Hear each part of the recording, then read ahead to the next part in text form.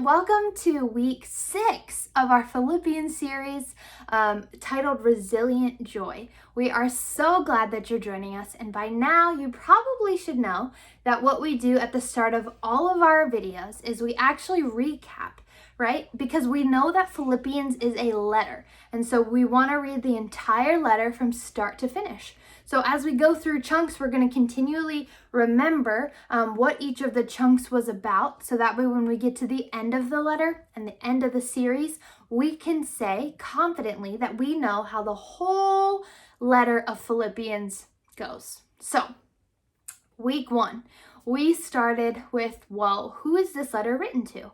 Who is it written by? Why is it written, right? And so we know that this letter is written to the church of Philippi, who are called the Philippians. And we know that Paul wrote this letter, and he wrote it from jail. And he wasn't in jail because he was a bad guy, right? He was in jail because he was telling other people about Jesus. And so he is writing this letter to the church of Philippi to encourage them to have resilient joy.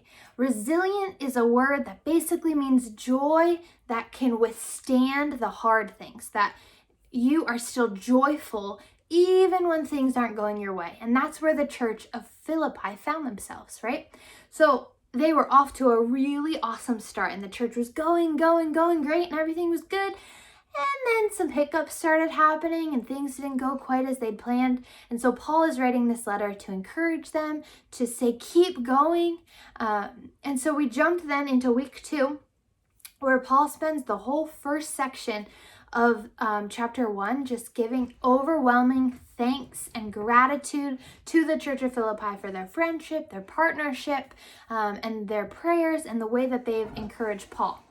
So we got to week 3 then, and Paul is starting off by reminding us that the gospel, or the good news of Jesus, is unstoppable. And that is reason enough for us to have resilient joy. Week 4 then, we talked about, so if we know that the gospel is unstoppable, well then we should live differently, right? And so we were challenged to live a life worthy of the gospel, or the good news, right? And so we talked about, what does that look like to live differently because we know the good news of Jesus. So now Paul's continuing this letter, and he's giving actual ways that we can live differently. So last week we talked about the word humility and being others-minded, right? And so this week, as we jump into Philippians chapter 2, verses 12 through 18, we also see here that Paul is encouraging them that because we're living differently, we don't need to grumble or complain, which we know can be very hard to do sometimes, right? And so he's encouraging them to continue living differently. And he says that when we live differently, we shine like stars, right? All for the glory of Jesus. So, friends, I actually this week brought along a book, and I think you're really going to like it. It's called When God Made the World by Matthew Paul Turner. And this book, it's going to take us all the way back to the very beginning of creation, because I think it's going to show us how God intended us to live differently and to shine like stars. So, let's jump in and read it together.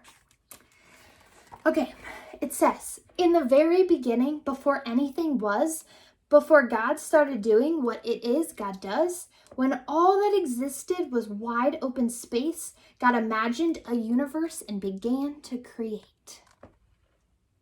I just love the pictures in this book. So cool.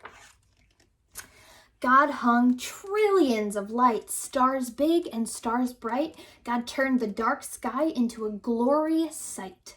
God put planets in places, with moon in some cases, and galaxies that reach the outermost spaces. God made comets that fly with tails through the sky, and asteroids and meteoroids that sometimes zoom by. And with cosmic explosion, God set space in motion, causing planets to orbit their suns with devotion.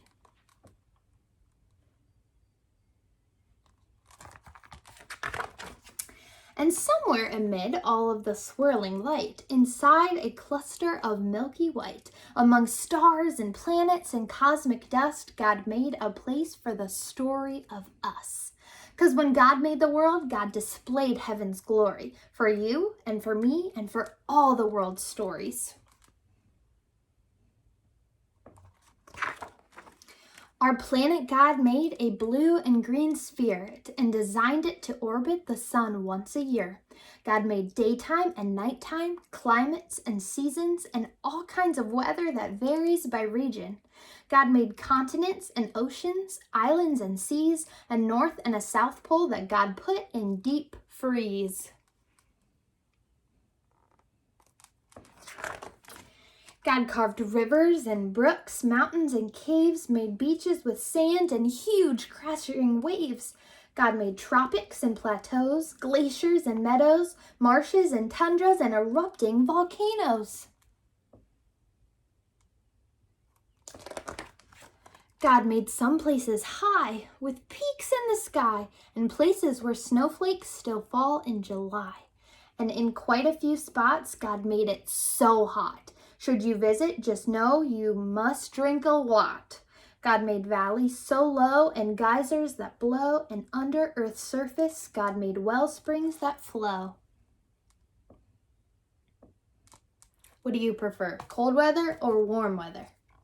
Miss Caitlin prefers warm weather. Then with gardens and forests and other things green, God made earth come to life using soil and seed. God made cypress and pines, bushes and vines, all kinds of trees with leaves God designed. Plants full of flavor like basil and thyme, and trees that grow citrus like grapefruit and lime.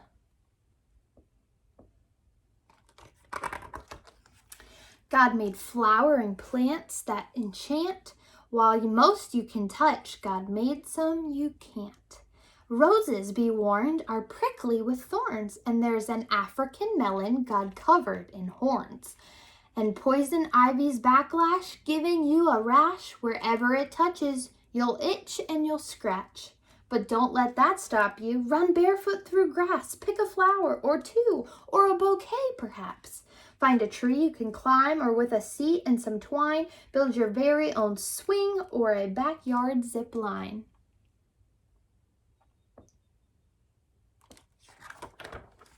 And when you eat grapes or pour syrup on crepes, or into a forest you go to escape, give thanks to God for all that God made, for the fruit and the syrup, for the trees and the shade. Because when God made the world, God did all that God could to create every detail for our joy and our good. Now, what happened next is a mystery at best, but God made a bird, and that bird made a nest. So God filled the sky, perhaps over time, with birds, and most learned how to fly. God made bluebirds and blackbirds, big birds and small birds, a few birds quite absurd, and the loudest birds you've ever heard. Crows crowed, doves cooed, chickens clucked, owls hooed, robins chirped, pheasants worked. The world got noisy when God made birds. Then the oceans God filled with fish, sharks, and krill, creatures God made with fins and with gills, swordfish and trout, fish sleek and fish strout, and whales that God made to breathe through a spout. God made sea rays and eels, fish red, yellow, or teal, and some fish so odd that they hardly look real. Like a fish that has fangs, or a monster-like face, or a fish that flies or makes its body inflate.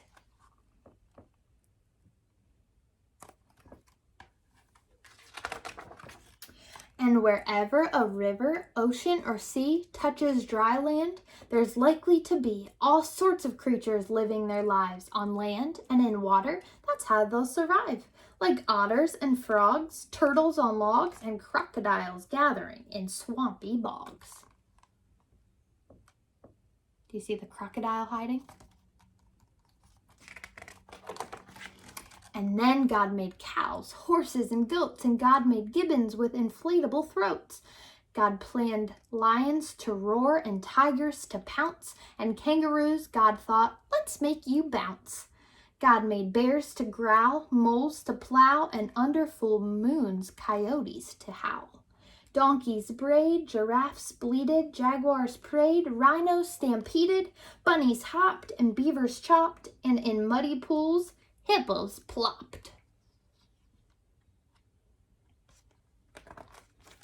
Yes, all living creatures, from whales to snails, from those covered with feathers to those covered with scales, each God designed with a home in mind to develop and evolve if needed over time. Because when God made the world, every creature on earth became a part of life's circle, having value and worth.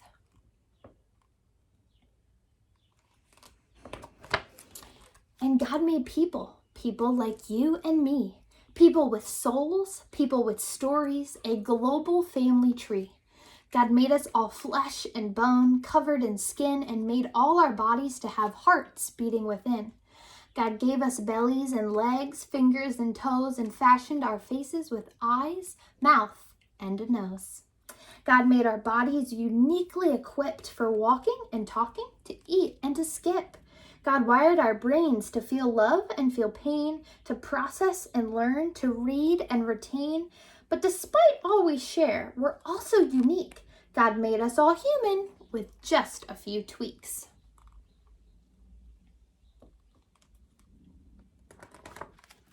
Each of our faces, bodies, and traits, our skin tones, our features, God did create. God made some people shy and some people loud, and some who thrive in the midst of a crowd. Some make music, some like math, and some are prone to blaze their own path. But always remember, because this much is true, God had a purpose for making you, you.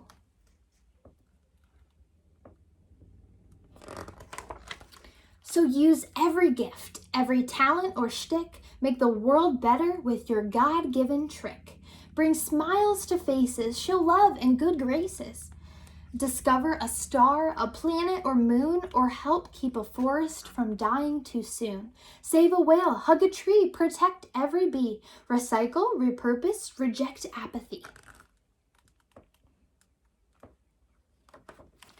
Because all of creation whispers God's story. The mountain, the oceans, the blue morning glory, the raindrops, the sunshine, the grapes on the grapevine. With nature, God gives us a glimpse of divine.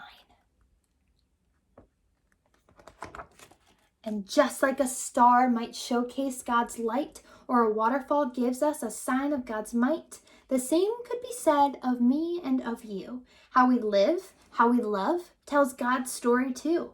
Because when God made the world and the world started spinning, the story of God was just the beginning. The end! What did you think? Did you like that book?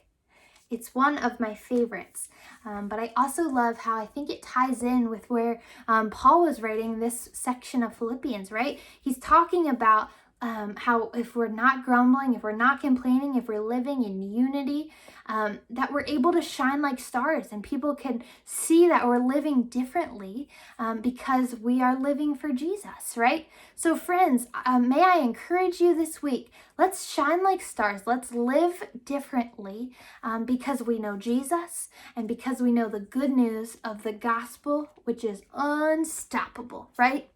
So friends, I will see you next Sunday as we continue through Philippians together. All right, bye guys.